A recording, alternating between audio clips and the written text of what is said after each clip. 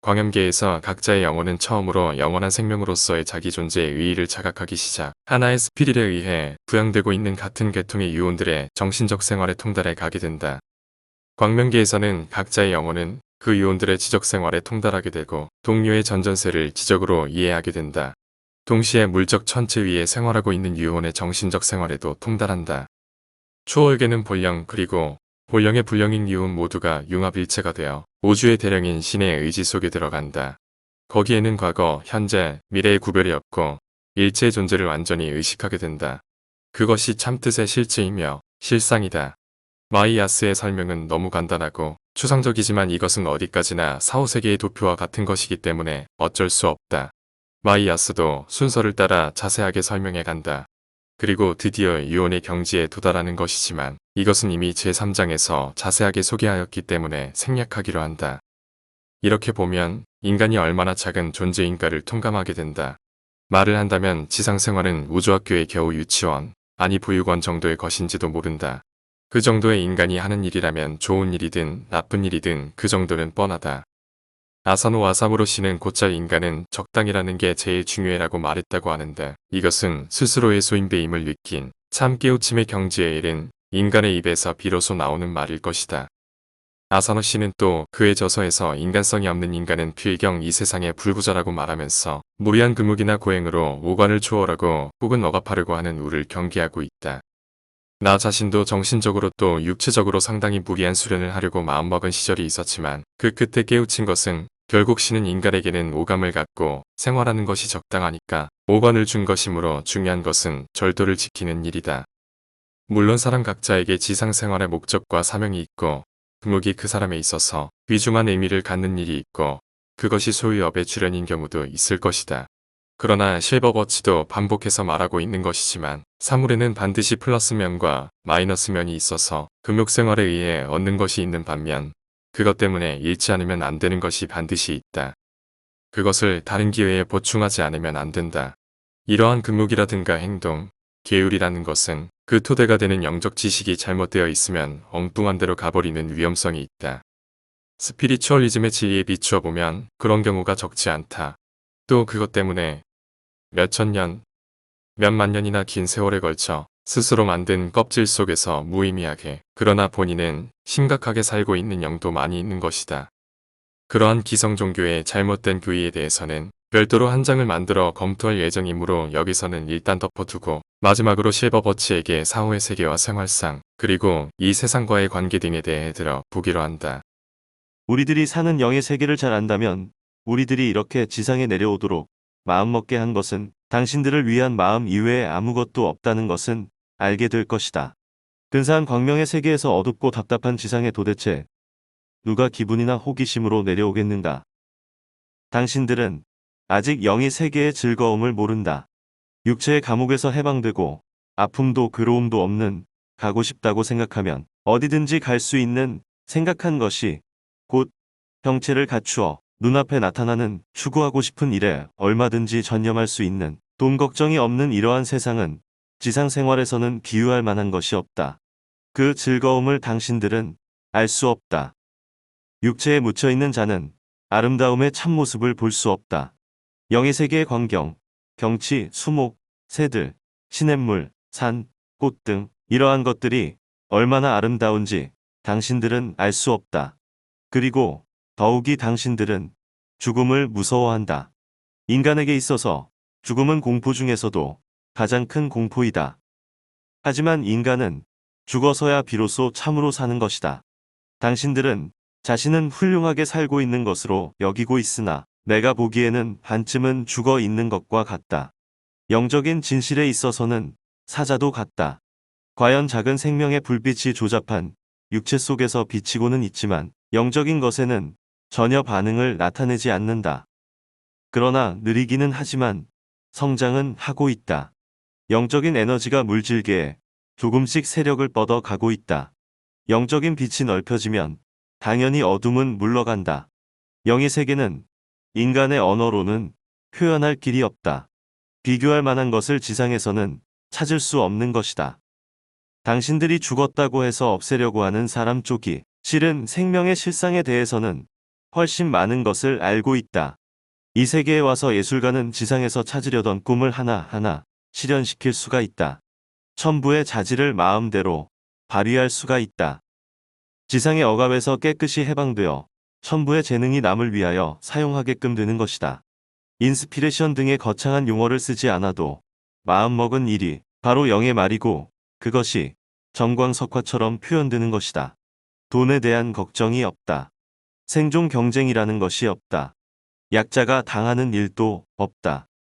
영계의 강자란 약자에게 구원의 손을 내밀 힘이 있다는 의미이기 때문이다.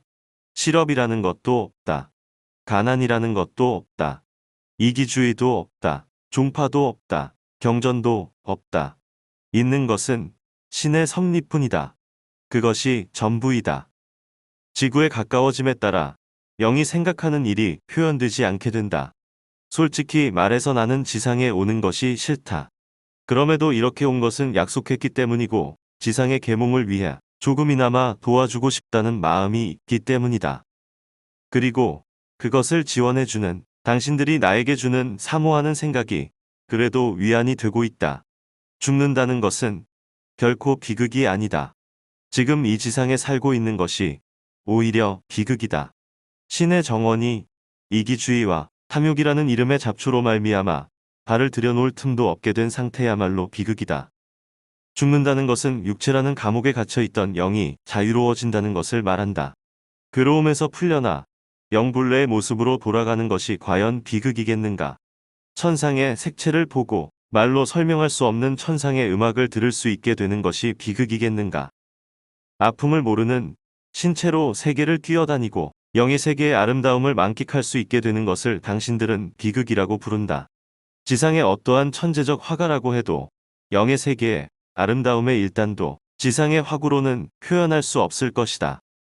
어떠한 음악의 천재라 해도 천상의 음악 선율을 단 한 소절도 표현할 수 없을 것이다. 어떠한 명문장가라 할지라도 천상의 아름다움을 지상의 언어로 쓸 수는 없을 것이다. 언젠가 당신들도 이 세계에 오게 된다. 그리고 그 훌륭함에 경탄할 것이다. 지금 지구의 5월의 수목은 신록에 물들어 꽃향기가 그지없이 좋다. 대자연의 혜택이 가득 차 있다. 당신들은 꽃의 아름다움을 보고 멋있다 고 감탄한다. 그러나 그 아름다움도 영의 세계의 아름다움에 비하면 극히 미흡하고 모방한 작품일 뿐이다. 지상에 누구 하나도 본 적이 없는 꽃이 있고 색채가 있다.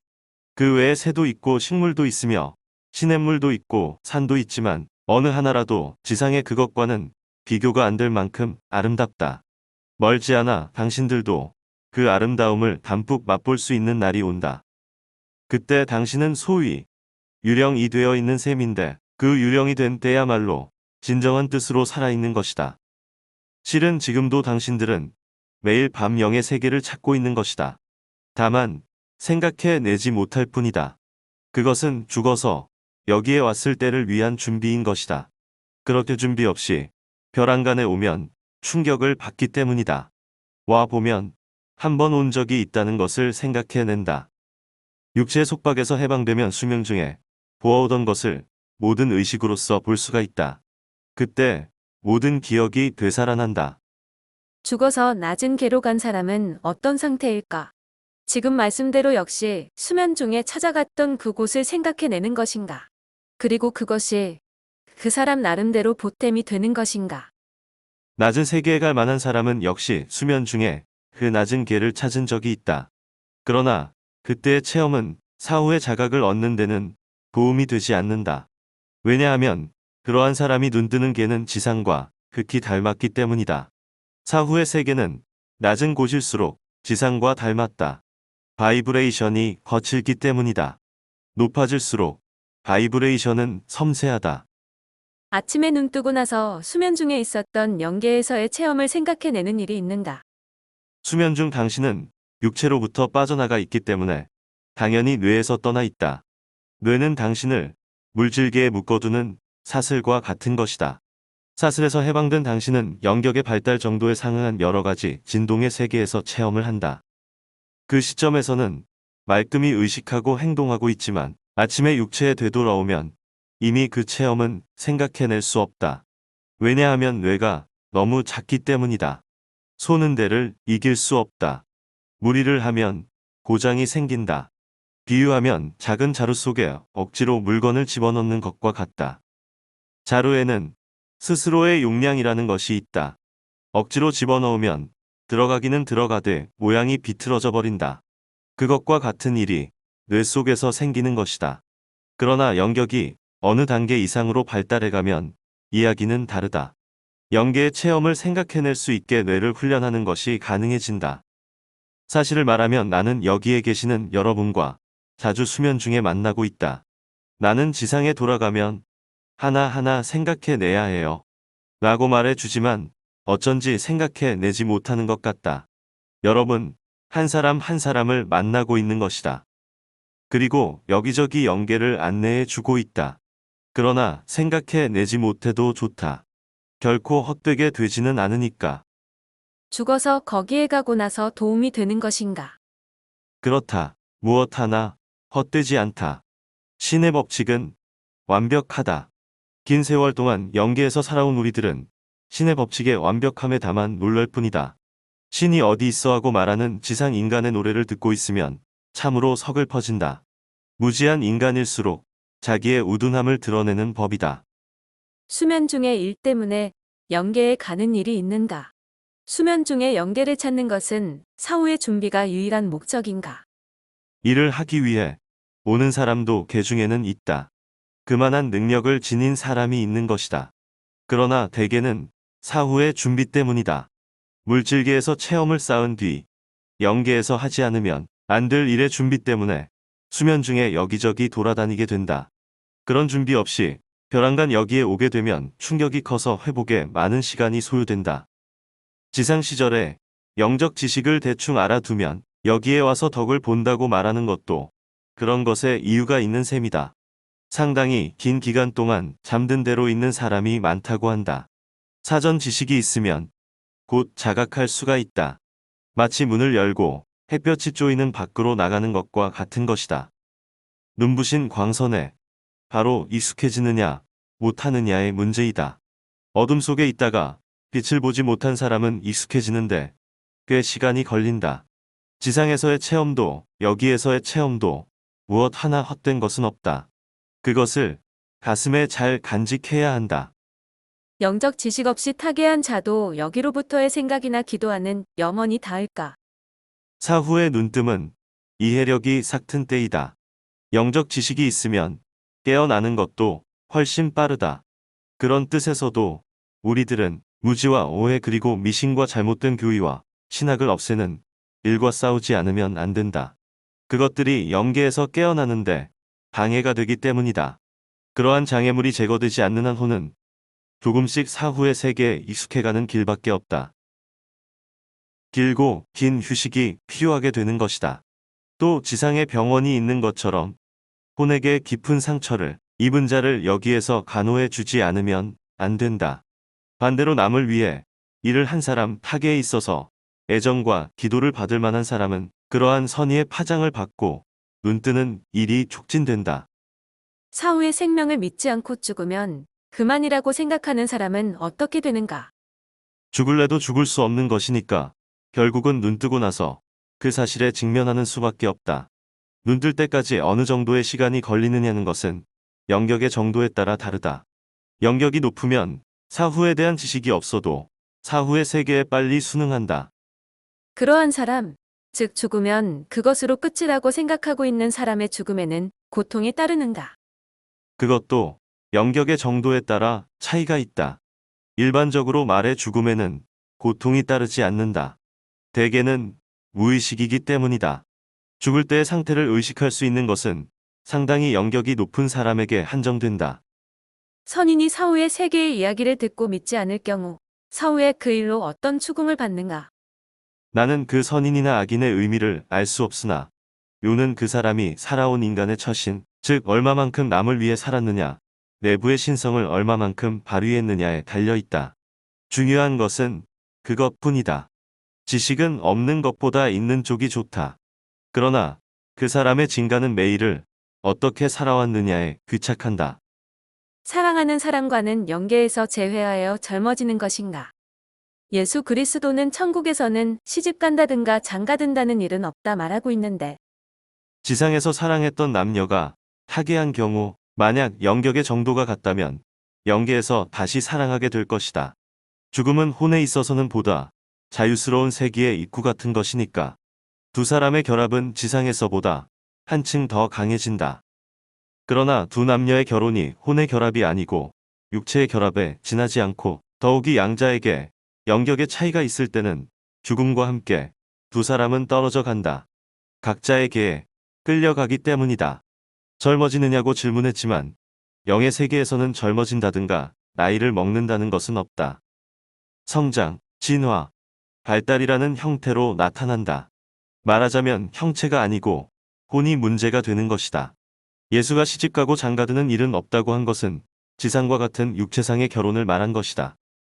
남성 또는 여성이라고 말해도 어디까지나 남성에 대한 여성이고 여성에 대한 남성이어서 물질의 세계에서는 이 유언의 원리로 이루어져 있으나 영의 세계에서는 계를 올라감에 따라 남녀의 차이가 희박해진다. 사후의 세계에서도 죄를 범하는 일이 있는가? 만약 있다면 어떤 죄가 가장 많은가? 물론 우리들도 죄를 범한다. 그것은 이기주의라는 죄이다. 담여지의 세계에서는 그것이 바로 표면에 나타난다. 마음 먹은 것이 곧바로 남에게 알려진다.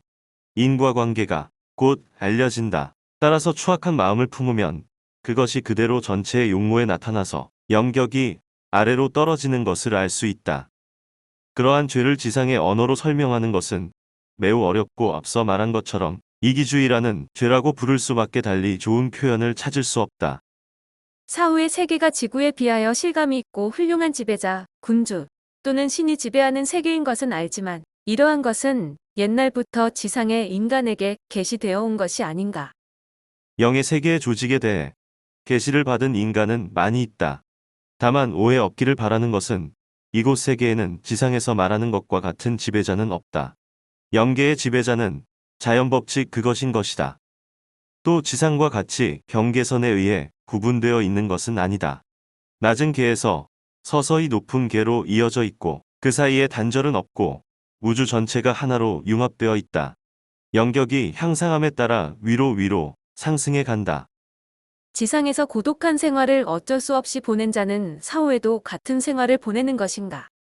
아니다. 그런 일은 없다. 그러한 생활을 어쩔 수 없이 하는 것은 그 나름의 인과관계가 있어서이고 여기에 오면 또 새로운 생활이 있고 사랑하는 사람, 인연 있는 사람과의 재회도 있다.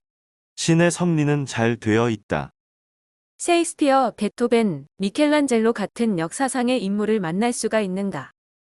특히 애착을 느끼며 흠모하고 있는 인물과는 대개의 경우 만날 수가 있다. 공감의 곱비가 양자를 만나게 한다. 이 육체를 버리고 거기에 가도 굳건한 실감이 있는 것인가. 지상보다 훨씬 실감이 있고 착실하다. 사실은 지상의 생활 쪽이 실감이 없다. 영계 쪽이 실제의 세계이며 지상은 그 그림자이다. 여기에 오기까지는 참다운 실제감은 맛보지 못했다. 그렇게 말하는 것은 지상의 환경이 오감에 의해 자연히 느껴지는 것처럼 사후의 세계도 영혼에게는 자연히 느껴진다는 것인가. 그러니까 지상보다 더 실감이 있다고 말하는 것이다. 이쪽이 실제인 것이니까. 당신들은 말하자면 죄수와 같다. 육체라는 감옥에 갇혀 물질이라는 벽에 막혀서 조그마한 철창문을 통해 밖을 기웃거리고 있을 뿐이다. 지상에서는 불과 자기의 한 부분밖에 의식할 수 없다. 영계에서는 의식만으로 서로 통하는 것인가. 그렇지 않으면 지상에 언어 같은 것이 있는 것인가. 의식만으로 통하게 될 때까지는 언어도 쓰인다. 극사한 경우 사후의 환경에 곧 익숙해지는가. 혼의 진화 정도에 따라 다르다.